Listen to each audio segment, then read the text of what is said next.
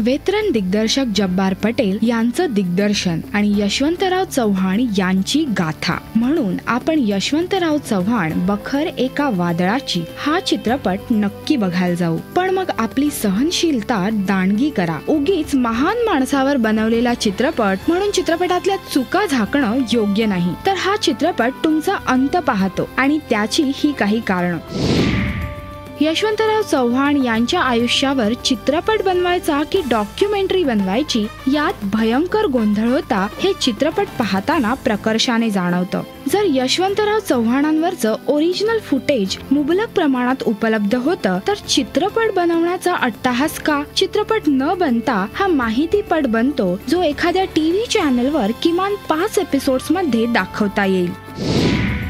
यशवंतरावांचं आयुष्य फार मोठं आणि हॅपनिंग होतं। अर्थात 1947 नंतरच्या राजकारणात दिल्ली पर्यंत पोहोचलेला एकमेव मराठी माणूस आहे म्हटल्यावर ते असणारच। पण मग चित्रपट म्हटला की आपण सगळंच नाही दाखवू शकणार। चित्रपटाच्या मर्यादा आहेत, जसं की वेळ, कथानक, पार्श्वसंगीत, महत्वाचं म्हणजे संकलन। यशवंतरावांचा शाळा ते अगदी त्यांच्या मृत्यूपर्यंतचा इत्थंभूत इतिहास दाखवण्याच्या अट्टाहासात चित्रपटात एडिटिंग या आस्पेक्टची मोठी घुसमट झाली आहे। इमॅच्युअर एडिटर्स आणि VFX आर्टिस्टचा उत्साह आपल्या डोळ्यांना थकवा देणारा आहे। चित्रपटाचा विषय खूप छान होता आणि त्यामुळे तो व्यवस्थित सांगणं खूप महत्वाचं होतं। शिवाय जैत्रे जैत सारखं वेगळं नरेशन असणारा चित्रपट देणाऱ्या जब्बार पटेलांकडून एक उत्तम स्टोरी टेलिंग अपेक्षित होतं, पण तसं होत नाही। चित्रपटात एकूण 4 नरेटर्स आहेत, स्वतः यशवंतराव, नंतर इतिहासाचे प्रोफेसर म्हणजेच नाना पाटेकर, पोवाडे गाणारा शाहीर आणि स्क्रीनवर इतिहास सांगताना लिहिली जाणारी वाक्य। त्यामुळे चित्रपट ऐकण्यात एकसंधता राहत नाही। बरंच काही दाखवण्याच्या अट्टाहासात संवादासारखा ताकदीचा भाग नजरअंदाज झालाय। अशा वेळी उत्तम पार्श्वसंगीतच चित्रपटाला तारून नेऊ शकतं। त्यामुळे सतत गाण्यांचा भडीमार इथे दिसतो आणि अर्थातच पुढे जाऊन तेही तुम्हाला सतावतं।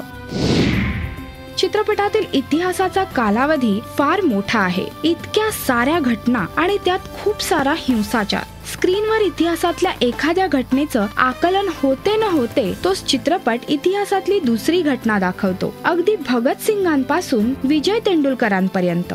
इतका मोठा काळ किमान 2.5 तासात डोळ्यासमोर उभा करायचा तर विचार करा की किती दांडग्या इतिहासाची गरज आहे। ज्यांना हे काहीच माहित नाही त्यांना महाराष्ट्र शासनाने दाखवलेल्या या कथेला हो म्हणण्याखेरीज काहीच उपाय नाही। सो थोडक्यात सांगायचं झालं तर चित्रपटात यशवंतराव यांची विचार प्रणाली व्यवस्थित मांडली गेलीये, पण त्याला गुंफून चित्रपटात तयार केलेली मतं मात्र डिप्लोमॅटिक आहेत हे नक्की। ज्युलियस सीझरच्या सीझरची आणि यशवंतराव यांची तुलना मनाला पटते। इनफॅक्ट पूर्ण इतिहास न दाखवता फक्त संयुक्त महाराष्ट्राचे यशवंतराव चव्हाण दाखवले असते तर ते मराठी मनाला नक्कीच आणखी जवळचे वाटले असते। मी चित्रपटाला देते 1.5 स्टार्स। तुम्ही चित्रपट नक्की पाहू शकता, पण थोडा अभ्यास करून जा, नाहीतर त्रास होईल।